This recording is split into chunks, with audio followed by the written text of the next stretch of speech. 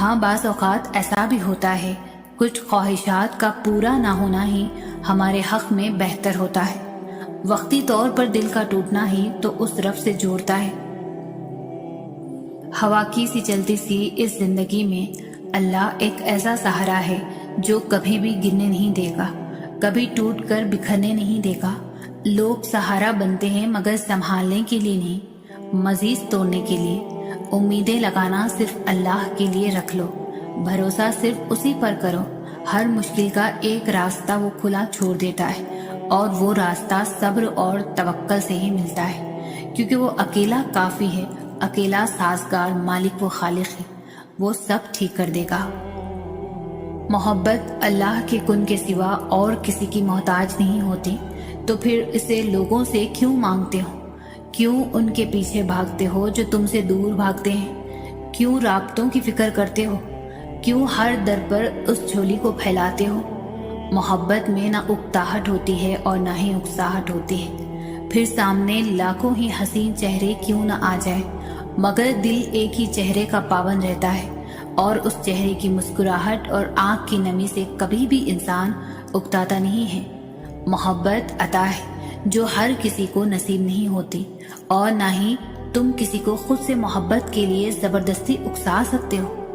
جو تمہارا ہوتا ہے وہ ہزاروں کے آنے کے بعد بھی تمہارا ہی رہتا ہے، اور جو تمہارا نہیں ہوتا وہ کسی بھی قیمت پر تمہارا نہیں ہوتا۔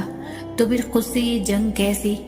جو تم سے محبت کرتا ہوگا وہ تمہیں کبھی بھی اس مرحلے پر لا کر کھڑا نہیں کرے گا جہاں تمہیں محبت اور عزت میں سے کسی ایک کا انتخاب کرنا پڑے، اور جس کو تم سے محبت نہیں ہوگی وہ تمہاری ذات کی تذلیل کے لیے ہر ممکن کوشش کرے گا، اور جسے ہے بہتر انتخاب ملے گا تمہیں چھوڑ جائے گا۔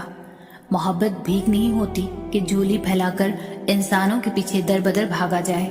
محبت بہت خوددار ہوتی ہے جو اللہ کے سوا کسی کے سامنے اپنے خالی دامن سے پردہ نہیں ہٹاتی، اور محبت کرنے والے عزت کے پابند ہوتے ہیں۔ وہ بھلے محبت قضا کر بھی دیں مگر عزت فرض کی طرح ادا کرتے ہیں۔ جو کہتے ہیں محبت میں خاک ہو جانا چاہیے وہ غلط کہتے ہیں۔ خاک تو انسان صرف عشق میں ہوتا ہے، اور عشق اللہ کے سوا کسی سے نہیں ہو سکتا۔ محبت عشق سے بہت مختلف چیز ہے۔ مٹی مٹی ہو جانا نہیں بلکہ اس مٹی کو سمیٹ لینا محبت ہے۔ تو جو تمہیں سمیٹ لے بس وہی تمہاری محبت کا حقدار ہے۔ تو ایسا شخص تلاش کرو جس کو دیکھ کر صبر نہیں شکر کرو، اور اس شخص کے پیچھے مت بھاگو جو تکلیف دے کر اللہ تک لے کر جائے، بلکہ اس شخص کو تلاش کرو جو تمہیں محبت دے کر اپنے ساتھ اللہ کی جانب لے چلے، جس کے سامنے عزت نفس کو قربان نہ کرنا پڑے۔ سکون نہیں ہے، بے چینی بڑھتی جاتی ہے، دل پھٹنے لگتا ہے درد کے مارے۔ پتہ ہے ایسا کب ہوتا ہے؟ جب ہم ضد کرتے ہیں، جب ہم نصیب سے لڑائی کرتے ہیں، جب ہم خود کو معاف نہیں کر پاتے۔ ہمارا مسئلہ ہی یہی ہے کہ ہم منہ سے تو کہہ دیتے ہیں کہ اللہ پر چھوڑ دیا ہے یہ معاملہ، اب جیسا وہ کرے گا اسی میں ہم راضی، لیکن دل میں پھر بھی کہیں نہ کہیں ہم چاہتے ہیں کہ وہی ہو جو ہم چاہتے ہیں۔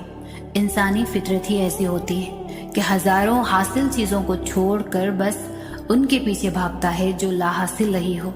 یہ کیوں نہیں سمجھتے کہ جس کو تم سے 70 ماؤں سے زیادہ محبت ہے وہ کیسے تمہیں تکلیف میں رکھ سکتا ہے؟ وہ کیسے تمہیں وہ چیز دے سکتا ہے جو تمہارے لیے بہتر نہیں؟ ہاں وہ برے کو بہتر بنانے پر بھی قادر ہے، لیکن جب اس کی نعمتوں کی ناشکری کرو گے ایک لا حاصل چیز کے لیے تو وہ